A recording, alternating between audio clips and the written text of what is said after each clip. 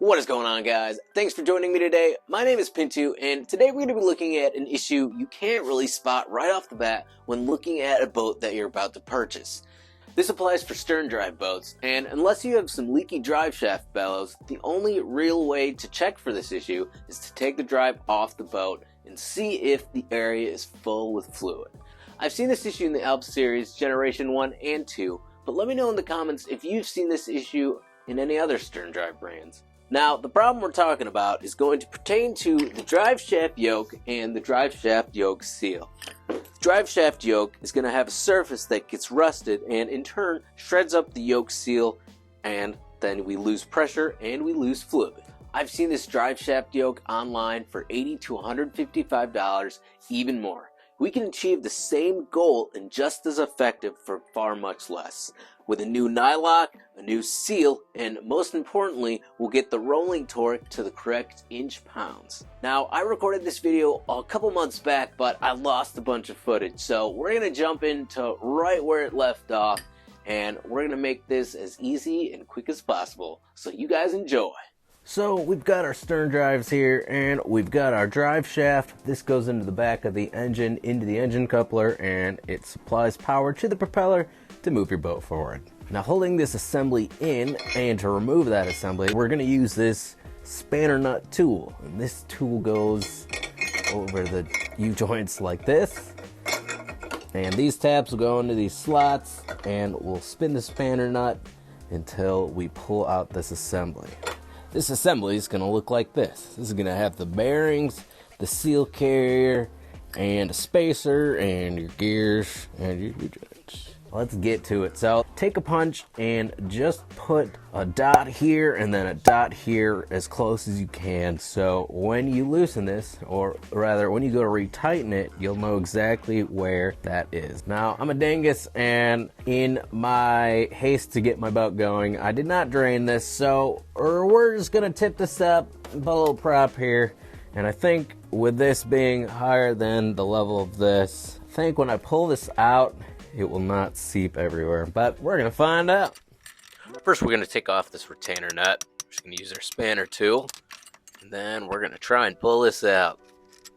This one got a little stubborn on us, so I'm gonna switch to a different nut drive because this thing is just stuck.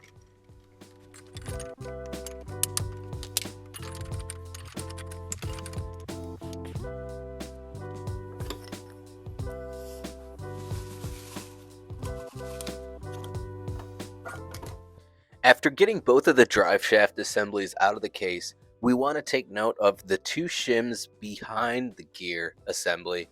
We want to make sure these go back into the same spot they came from if you decide to pull them out.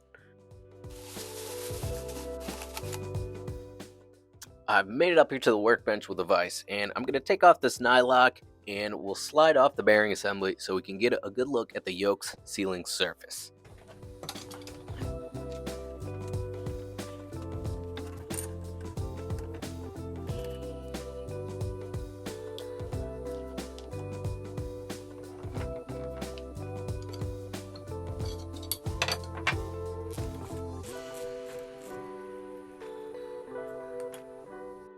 Here we are, we've got our Alp 1 Gen 2 drive shaft here. We're going to take a look at the yoke sealing surface, and it is just destroyed.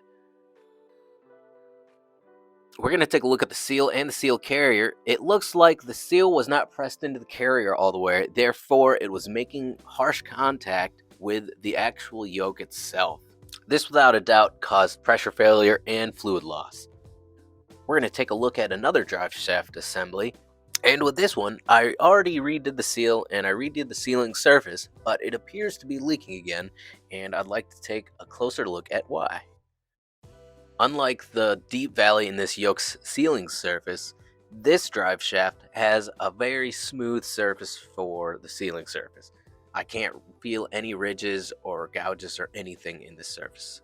So I feel confident in just replacing the seal and not replacing the seal surface. Taking a closer look at that seal carrier, it looks just like the other one where the seal has been pressed out of the seal carrier just a little too much. With this seal design though, it gives us a little bit of wiggle room so we can place it where we want on the actual sealing surface. Here, because the seal was pressed out a little too much, it caused the seal to rub up against a rusty portion of the yoke, and it just tore the seal up. I've got two different seal styles here that'll work for the same equipment. I'll be sure to list all the parts and their numbers in the description below. We're going to go ahead and press these seals out so we can get the new seals in. And with these new seals, they're narrow enough to where we can fine-tune the position on the sealing surface if we need to.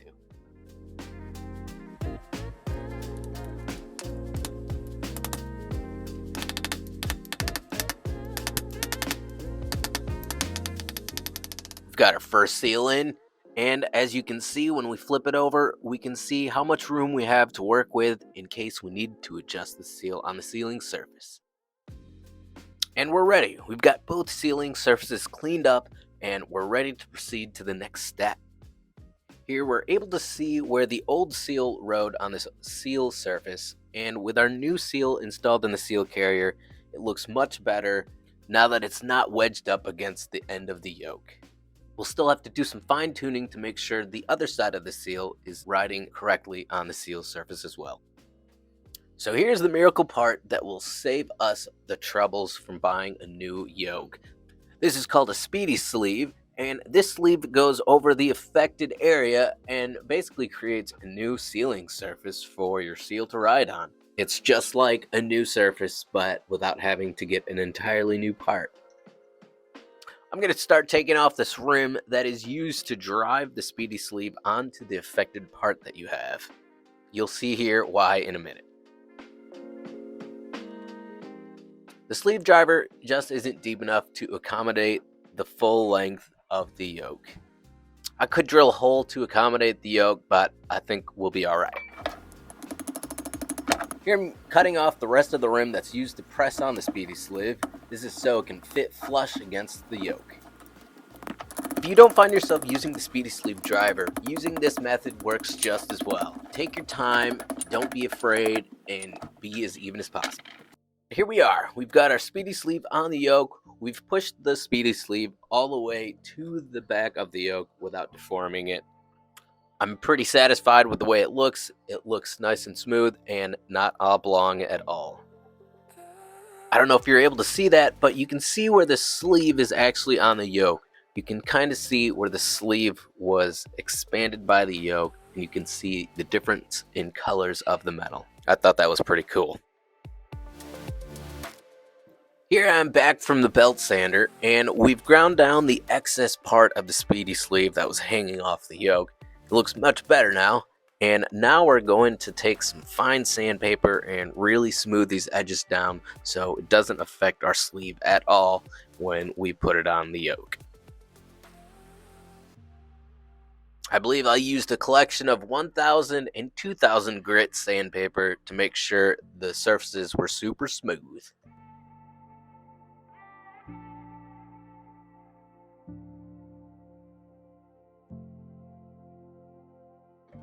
Now that I've got my surfaces all smoothed up, I'm going to go ahead and lube up my seal and give it a good test fit to see where it lands on the sealing surface and how it fits.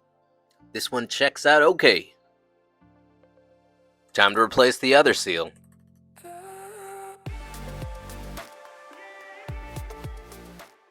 Here's a good visual representation of the two seals. The first one that was way too wide, and the second one that is just fine. Man, that is going to give us everything we need. I should have used a bearing press kit or something to evenly distribute the blows from the hammer, but I did not. Foolish me.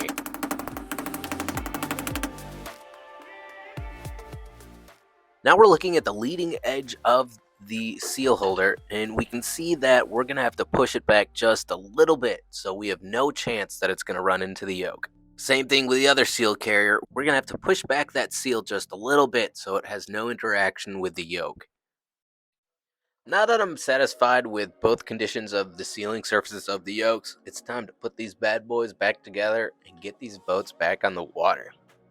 Well, I've seen and heard that it's not necessary to replace the nut or the washer for this. I recommend you replace them just for peace of mind that everything's torqued down and will stay where it should be. I'll list the part numbers down below. Now that I've got my seal in the right spot in the seal carrier, we'll go ahead and put on the spacer, put on the seal carrier, then we'll put on the bearing pack, put on our washer, and then tighten down our lock nut. Make sure to not tighten it too tight and make sure it spins freely for the next step. Here I've got my inch-pounds torque wrench. The torque for the new bearings is going to be 6 to 10 inch-pounds, and then used bearings are going to be 4 to 6 inch-pounds. So here I'm going to set it to 6 inch-pounds.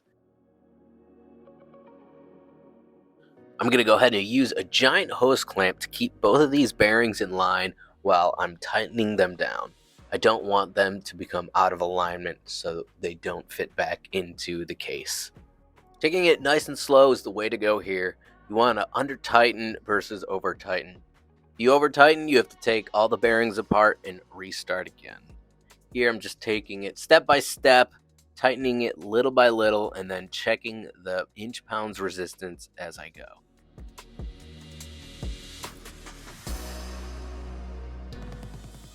We're ready to put this thing back together.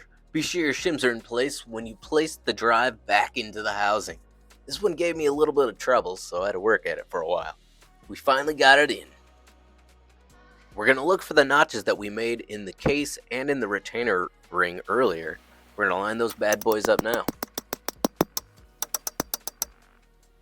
If you forgot to put alignment marks on your drive shaft assembly before taking it apart, no worries, I've got you covered. Check it out. Alright, let's make this nice and simple. So the 200 is the foot-pounds we need to achieve for the retainer nut. Times 12. That 12 represents the length of the torque wrench in inches. The two numbers in the parentheses are going to be the length of the torque wrench and the length of the retainer nut tool. We'll add those two numbers together and divide that number by the length of the torque wrench. So 12 divided by 24 gives us 0.5, and 200 divided by 0.5 gives us 100 foot-pounds. You'd then set your torque wrench to 100 foot-pounds, and you'd be all set. In my case, my torque wrench was 21 inches long, and my retainer nut wrench was 15 inches long. This will give me a total of 36. I'll take the length of my torque wrench, which is 21, divide that by 36, I then get 0.583333.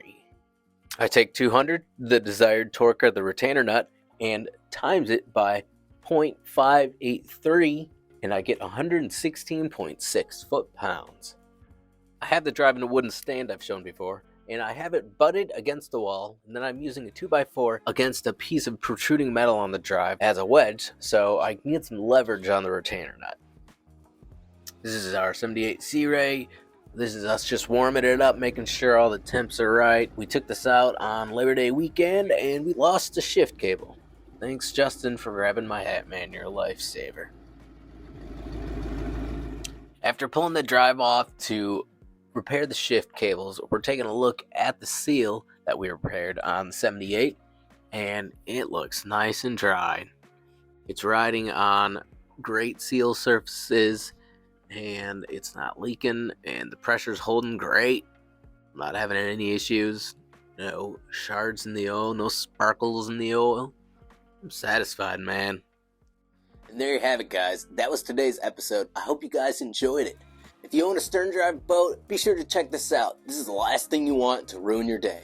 Also, be sure to check out the description below for all the tools and the parts that I used with their prices attached. If you liked this video or you found this video helpful, be sure to hit that like button. It helps greatly. If you like what you see, be sure to subscribe and hit that notification bell to let you know when I have something awesome coming out. Well, that's it for today. I'll see you guys on the next one. My name's Pintoo. I hope you all have a wonderful day. Peace.